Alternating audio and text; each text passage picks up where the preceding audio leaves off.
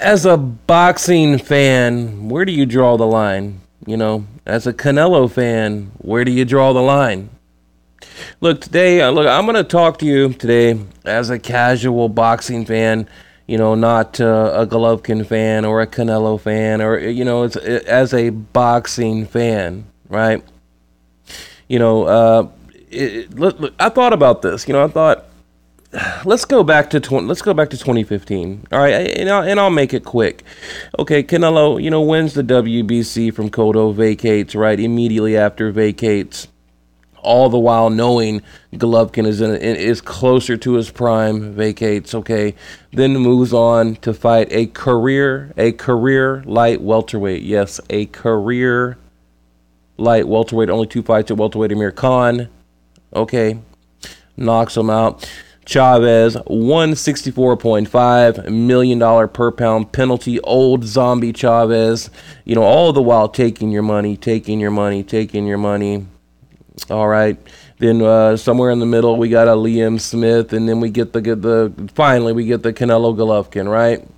Finally, here it's the next Mayweather Pacquiao. Here we go. Okay, but where do you draw the line? You got the PED situation. Now, yes, we can argue the levels. We can argue, is it from contaminated meat, whatever, which, by the way, I've got a video coming out, and we're going to get to the bottom of that, and I think I can change your mind with facts. I've talked to experts in the field, and I've got some really good information I want to share with you guys. Also, I'm going to respond to all the questions you guys asked on the other video. Thank you very much. And I have a Gennady Golovkin training camp update, I say breaking news, good news to share. But back to the video. When is enough enough? I'm wondering. Abel Sanchez, talking the illegal hand wraps, okay? Now, the process is called stacking, right? It's basically where you stack up the knuckles, and it's illegal. There's a right way and a wrong way to wrap your hands. It varies state to state, but there is an overpowering rule that overrides any state, including, the Nevada Athletic State Commission, okay? Now, fight night, let's go back. September, Abel Sanchez, he goes over to Canelo's dressing room, and he's watching him wrap his hands, okay? He says, look, I don't like that. That's illegal. You're not allowed to do it that way. Basically, factually, you have the commission or the officials there in Vegas say, well, this is how we do it. Illegal or legal, doesn't matter. This is how we do it. It's okay. So then, he continues to protest. He goes to Bob Bennett. And Bennett says, well, we're going to allow it, but we'll investigate, kind of thing. Now, this was after the fact. He brings it to Bob Bennett and says, Canelo was using illegal hand wraps, and, I want an investigation. Bob Bennett promises an investigation, and never happens. And now Abel Sanchez, he's saying, well, look, we're going to continue. We're going to continue to push until we get an investigation. Okay, now, ask yourself a simple question, okay, for all the Canelo fans out there. And like I said, I'm talking to you in a casual, friendly way. Like, where's that line in the sand? When's it going to be drawn, right?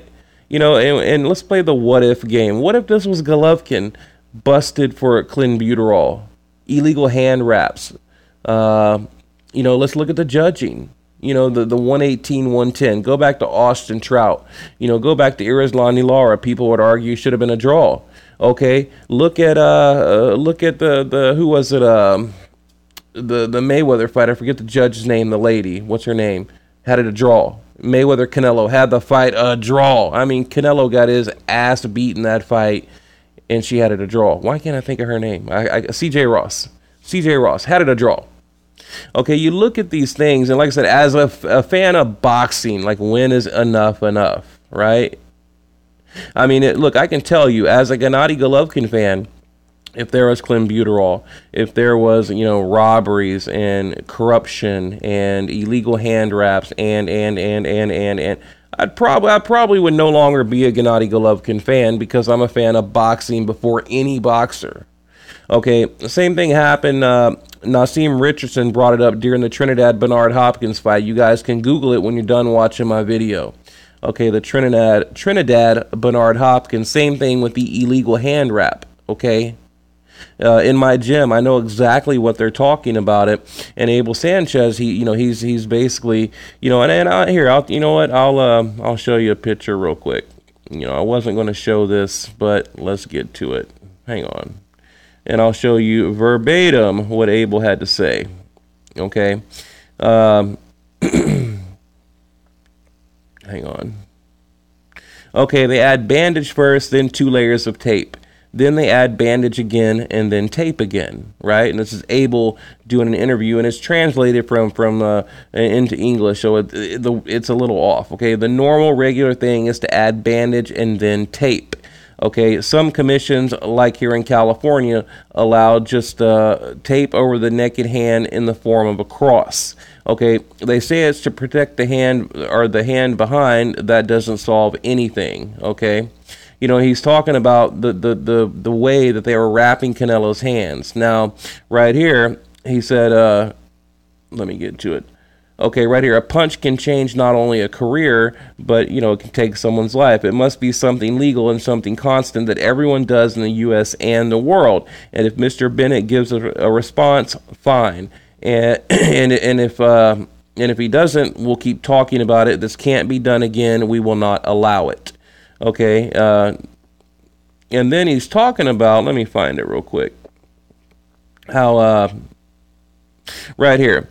Okay, when they were wrapping Canelo's hand, I went and protest. Sorry, like it's translated. Sorry. When they were wrapping Canelo's hands, I went and protested. They told me they do it like that, even if it is illegal. Basically, hey, tough shit. We talked with Mr. Bennett, Bob Bennett, the director of NSAC, and he promised he was going to start an investigation, but it never happened. Okay, it never happened. I don't have any issues with the meters of the bandage nor tape. I just want them to use it legally. Now, a lot of people would claim that, he's just trying to get under Canelo's skin. That's all. He's trying to get under Canelo's skin, play mind games, which, hey, he might be doing that. But you can play mind games and you can get under someone's skin and tell the truth at the same time. So I'm tired of hearing people say that all over social media, like, oh, he's just trying to get in his head. Well, probably, but he's also telling the truth, right?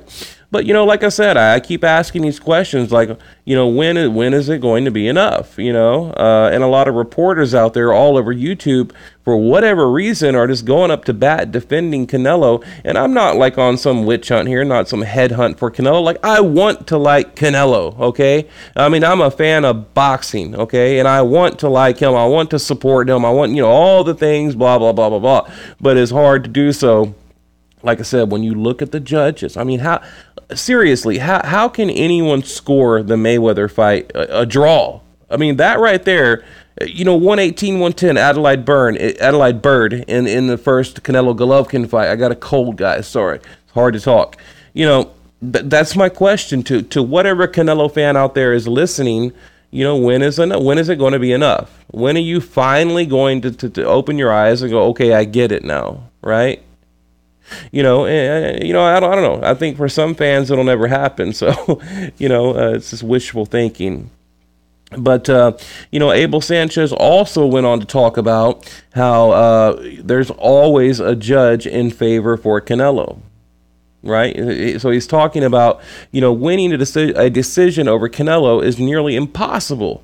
And he brought up, the reference with the CJ Ross in the Mayweather fight, how she had it a draw. He's like, there's always a judge in their pocket, always. So it's nearly impossible. Now, what does that mean? That means they got to win by knockout, right? Because, I mean, originally when they were asked, well, do you care about the judges or that it's going to be, if it goes to Vegas again, they're like, oh, no, we're confident they'll do the right thing.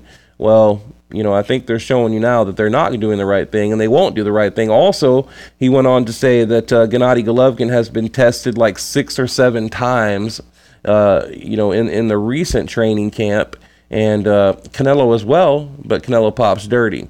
Now, in the video that I'm going to do next, I'm going to talk about the levels that Canelo had in his body, and we're going to talk about the likelihood, the actual, and I haven't heard one single person on YouTube talk about the likelihood of ingesting clenbuterol. If you go to Mexico and you eat the meat, how likely is it you're going to consume clenbuterol?